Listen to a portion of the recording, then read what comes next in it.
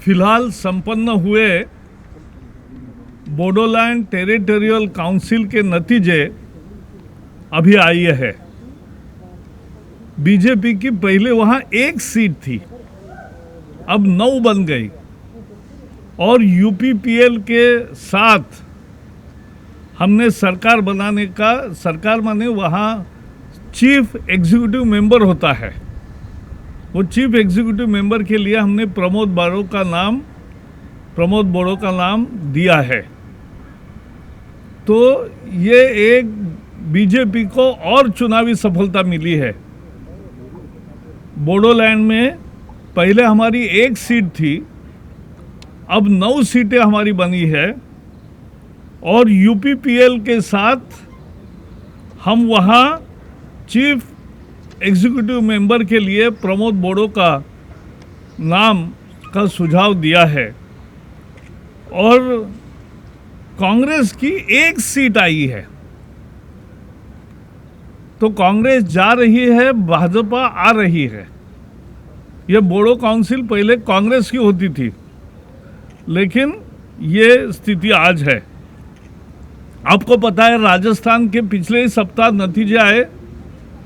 राजस्थान में जिला परिषद के सभी जिला प्रमुख भारतीय जनता पार्टी के हो रहे हैं। ब्लॉक पंचायत समिति 93 हो रही है, जीती है बीजेपी ने। जिला परिषद के 606 में 353 सीटें जीते हैं, एब्सोल्यूट मेजॉरिटी ली है।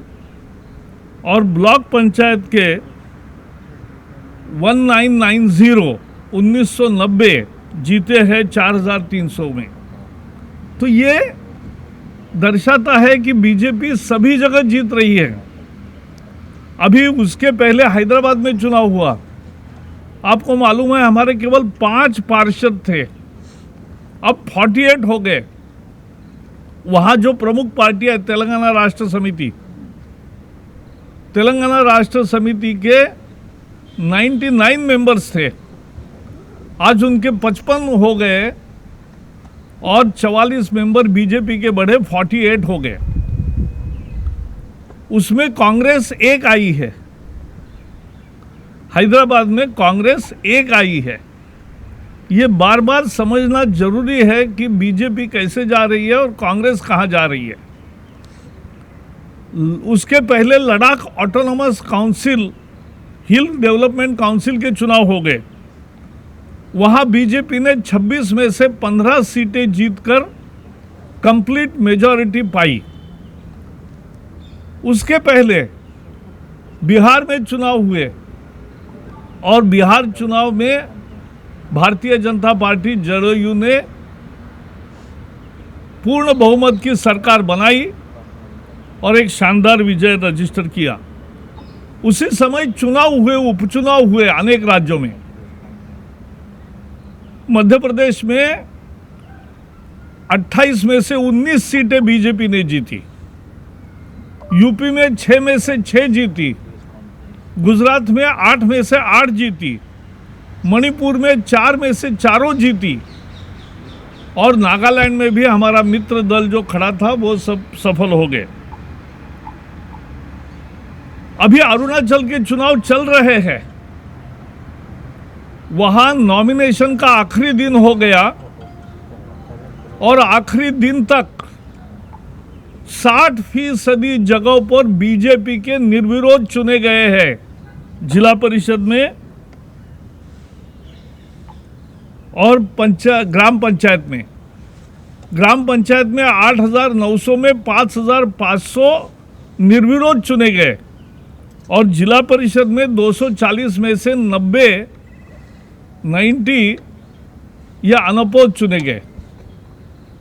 तो ये लगातार, चाहे बोडोल का असम का मामला हो, अरुणाचल का हो, राजस्थान का हो, हैदराबाद का हो, बिहार का हो, मध्य प्रदेश, यूपी, गुजरात, मणिपुर, कहीं भी जाओ बीजेपी बढ़ रही है, कांग्रेस समाप्ति पर है। ये इस चुनाव का मतलब है। ये चुनाव का दूसरा महत्वपूर्ण मतलब है लोगों का मोदी जी के नेतृत्व पर और नीति पर विश्वास है और इसलिए लोग बीजेपी को पसंद कर रहे हैं। किसान, गरीब, सभी वर्ग समाज के, ग्रामीण और शहरी, सभी लोग आज मोदी जी के विकास के कार्यक्रम को मान्यता दे रहे। ये इन सभी नतीजों का अर्थ है। Today the Bodoland territorial council results have come. BJP had only one seat earlier. It has won 9, and with partnership of UPPL, it has got absolute majority. And for chief executive member (CEM), we have suggested name of Pramod Bodo,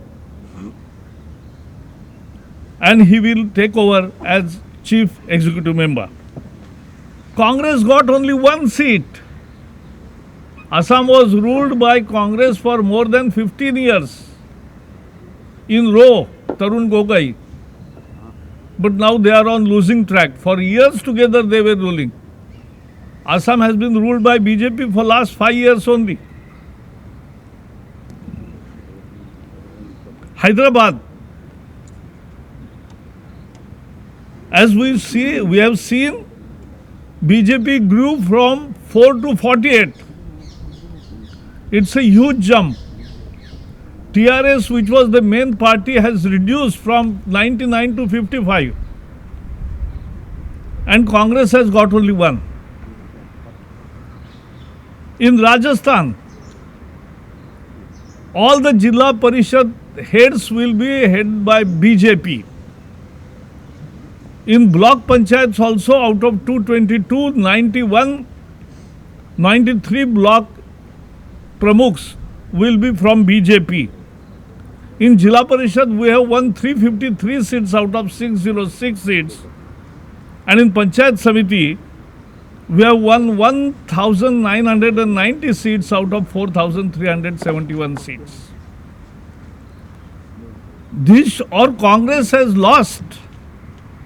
And what is important is, after 15 years this time, this is happening, that the ruling party in the state is losing the elections of Jilla Parishad and Panchayat Samitis.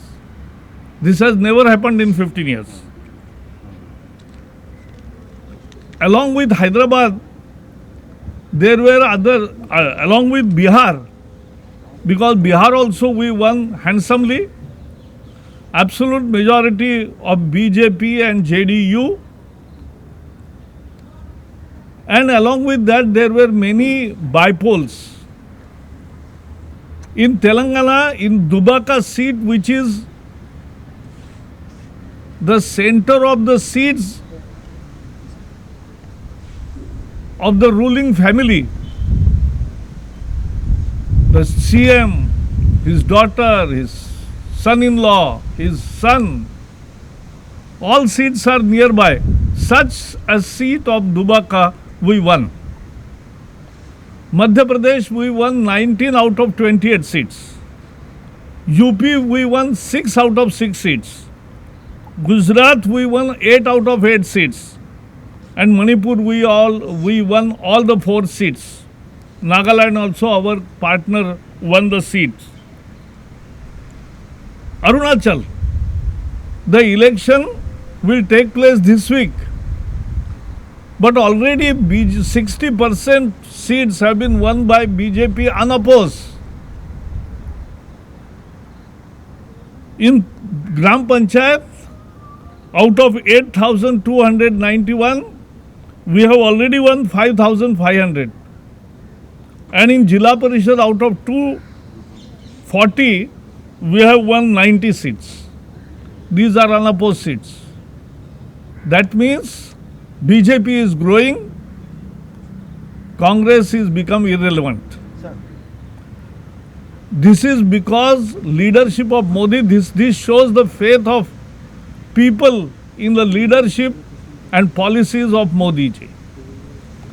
And in rural area, in urban area, in farmers, in everywhere, all sections of society, are voting for BJP for progress. That is the sum total of all these elections in last 2 months.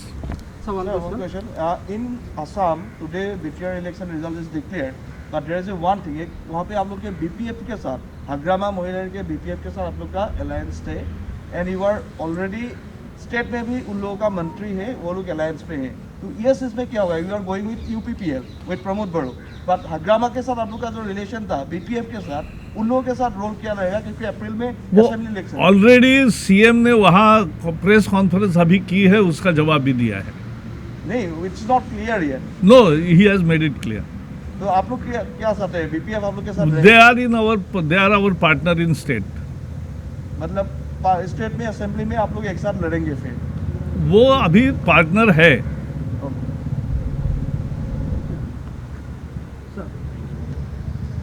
हाँ sir, किसान आंदोलन पर अगर sir अभी जिस तरह का agitation जो है, किसान अभी भी कह रहे हैं कि जब तक तीनों बिल वापस नहीं लिए जाएंगे तब तक आंदोलन जारी रहेगा. ये स्टेलमेंट कब तक ऐसे ही बना रहेगा? किसानों के बारे में आपके टीवी के माध्यम से बहुत अलग अलग खबरें सुनाई दे रही है और इसलिए परिस्थिति पर हमारी नज़र है. संवाद के दरवाजे खुले हैं, लेकिन ज़्यादा कुछ भी बताना है वो कृषि मंत्री बताएंगे. Sir, in US, the statue of Mahatma Gandhi was vandalized by pro-Khalistani supporters, and they raised anti-India slogans over there, sir. How do you see this? And they were protesting in support of the farmer movement, sir. That is no, but we oppose Khalistani because of this attitude, and what they have done is condemnable. Sir, at one side you are talking about win of democracy in Assam, but in Maharashtra it's being misused. You would have seen that how Republic TV's employees have been attacked, and now Republic TV's CEO has been arrested without any documents. How do you see this, sir? Already we have given our reaction to the whole excesses done by, and our actually court has also given ruling. I think that suffices the purpose at this moment. Sir, in कोई भी होगा किसी driver का जिस तरह से एक TV channel को निशाना बनाकर महाराष्ट्र सरकार ने कार्रवाई की, उसको सुप्रीम कोर्ट ने भी खारिज किया है और सारी जनता ने भी उसका विरोध किया है. चलिए.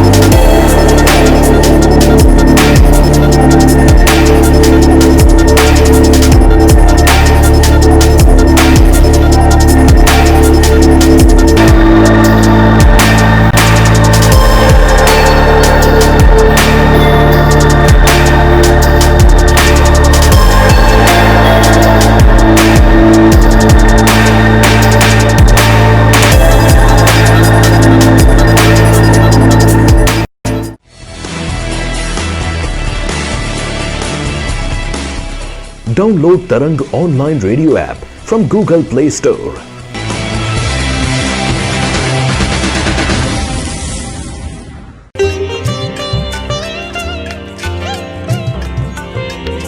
You are listening to Tarang Devotional Online Radio.